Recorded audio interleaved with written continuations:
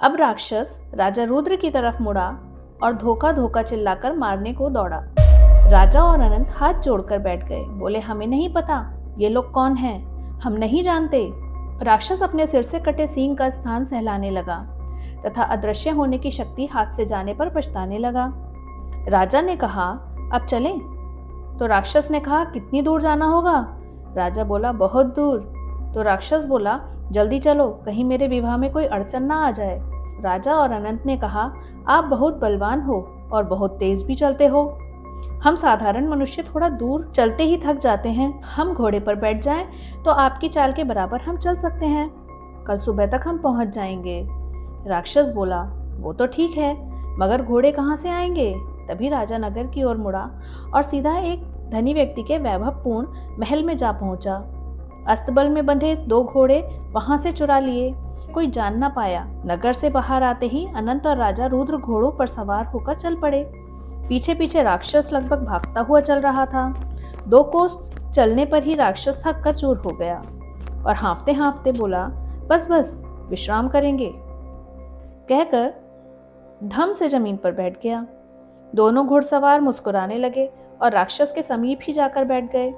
राक्षस ने राजा का हाथ पकड़ा और अनंत से कहा, ए, तू जा और खाने को कुछ लेकर आ, तब तक ये मेरे पास रहेगा। राजा ने गर्दन हिलाकर उसे जाने का संकेत दिया। अनंत के जाने के बाद राजा उसी राक्षस से विद्या की बातें कर करके उसका ध्यान भटकाने लगा और अपना विश्वास जमाने के लिए उससे बोला, विद्या जैसी रूपवती के लिए आप जैसा बलवान समझदार वह एक लोक का राजा ही उपयुक्त है, अन्यथा उसके पिता किसी दरिद्र के साथ विवाह कर देंगे उसका।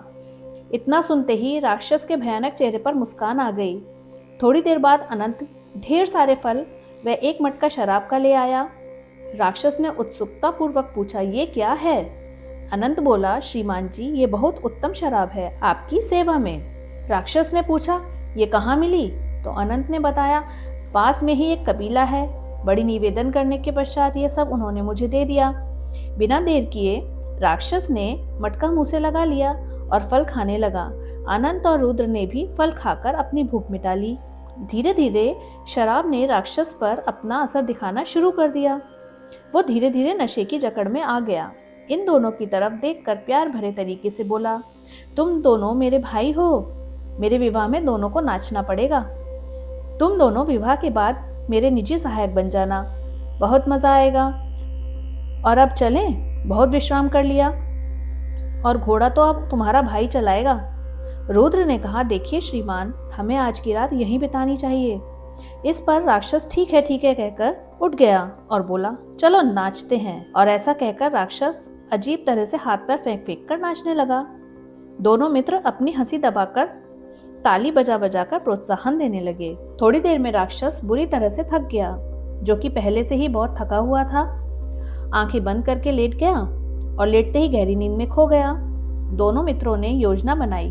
घोड़े को बांधने की रस्सी उस राक्षस के पैरों में कसकर बांध दी और एक बहुत बड़ा और भारी पत्थर रुद्र व अनंत उठाकर ले आए। उन्होंने अपने सिर से ऊंचा उठाकर वो भारी पत्थर राक्षस के सिर पर जोर से दे मारा। पत्थर की मार से राक्षस के सिर से खून बहने लगा और तड़प कर राक्षस उठा, किंतु फिर नीचे गिर पड़ा। दोनों मित्रों ने आव देखा न ताव पत्थर फिर से उठाया और धड़ाम से मार दिया। ये चोट इतनी असहनीय रही राक्षस के लिए कि वह उठ नहीं पाया। फिर तीसरी बार भी उस भारी पत्थर का प्रहार उन्होंने राक्षस पर कर दिया। कुछ देर तड़पकर राक्षस ने प्राण त्याग दिए। दोनों राजा और मंत्री खुशी से उछल पड़े। वो मारा, दोनों चिल्लाए। कुछ देर आराम करने के पश्चात राजा रुद्र ने कहा, अनंत, तुम घोड़ा लेकर कांतिपुर के राजा को शुभ सूचना दे दो और वहीं ठहरना।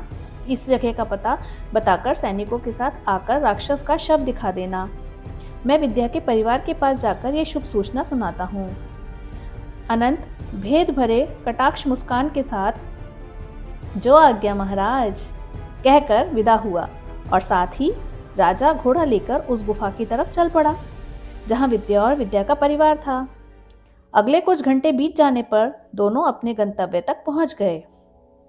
कांतिपुर के राजा यह सूचना सुनकर गदगद हो गए और दल बल के साथ अनंत के साथ उस स्थान पर चल पड़े जहां राक्षस का शव पड़ा था। उधर राजा रुद्र प्रताप बड़ी प्रसन्नता के साथ उस स्थान तक पहुंच गए जहां चंद्रमणि का परिवार निवास कर रहा था। गुफा के मुहाने पर राजा ने चंद्रमणि को पुकारा। उस समय सारा परिवार सोया हुआ था। सुनसान जंगल में उस गुफा में राजा की आवाज से चौंक कर सभी जाग गए और बाहर की तरफ झांकने लगे। राजा ने चिल्लाकर कहा, राक्षस मारा गया, अब डरने की कोई बात नहीं है। सब लोग दौड़कर बाहर आ गए। चंद्रमणि बोला, क्या सच? आप सच कह रहे हैं महाराज? हाँ हाँ, मैं सच बोल रहा हूँ, हमने अपने हाथों से मारा है। सुनकर सब गुफा के बाहर आ गए और खुशी से नाचने लगे। न जाने कितने दिनों के बाद वो लोग ऊंची आवाज में बातें कर रहे थे। न जाने कितनी बार उन लोगों ने राजा रुद्र प्रताप के हाथ चूम लिए। अब तो अपनी सब वस्तुएं वहीं गुफा में छोड़कर कांतिपुर की तरफ दौड़ पड़े। अगली सुबह सब लोग राजा के साथ कांतिपुर के महाराज वीरभद्र के महल के प्रांगण में खड़े थे। राजा की आज्ञा मिलते ही सभी दरबार में उपस्थित हो गए। उन्हें देखते ही महाराज वीरभद्र ने राजा रुद्र का स्वागत किया। महाराज वीरभद्र ने महेंद्र चंद्रमणि व उसके परिवार से क्षमा याचना की और उन्हें बहुत से सोने की मोहरें, आभूषण इत्यादि दिए और राज्य में प्रतिष्ठित पद देकर संतुष्ट किया। महंत ने रुद्र प्रताप का असली परिचय देकर सबको चकित कर दिया। राजा रुद्र को अपने आसन से उठकर गले लगाया और राजकीय सम्मान प्राप्त अतिथि घोषित किया। राजा रुद्र चंद्रमणि की तरफ मुड़े और महंत से बोले, मान्यवर, यदि आपको बुरा न लगे तो मैं कुछ कहना चाहता हूँ। चंद्रमणि ने कहा, निसंकोच कहिए महाराज। राजा रुद्र ने कहा, मैं आपकी बिटिया विद्या से विवाह करना चाहता हूँ, कृपया मुझे सौभाग्य दें। चंद्रमणि ने कहा, आपने हम सबके जीवन को बचाया है, अब ये जीवन आपका है, जैसा आप उचित समझे करें। राजा इस सहमति को सुनकर विद्या की तरफ देखने लगे। विद्या ने लज्जा कर अपनी पलकें झुका ली। इतने में अनंत रुद्र को कोहनी मारने के बाद कान में फुसफुसा कर कहने लगे, मेरी भी महंत जी की बेटी से बात करा दो। रुद्र ने कहा, मैंने सुना नहीं, जोर से बोलो। इतना सुनते ही अनंत ने बिना देर लगाए जोर से बोला, महाराज, मेरी भी शादी की बात कर लो ना। सभी लोगों ने सुना और जोरदार तरीके से हंसने लगे। खैर, कई दिन बीत गए और राजा वीरभद्र के सौजन्य से दोनों का विवाह संपन्न हुआ। कुछ दिन और रहकर राजा रुद्र प्रताप और अनंत ने अपनी अपनी पत्नी समेत कांतिपुर से अपने राज्य की यात्रा प्रारंभ की। तो दोस्तों, आशा करती हूँ आपको मेरी कहानी बहुत पसंद आई होगी। कहानी को सुनने के बाद लाइक, कमेंट और सब्सक्राइब जरूर करिएगा। फिर मिलते हैं एक नई कहानी के साथ। तब तक के लिए राधे राधे।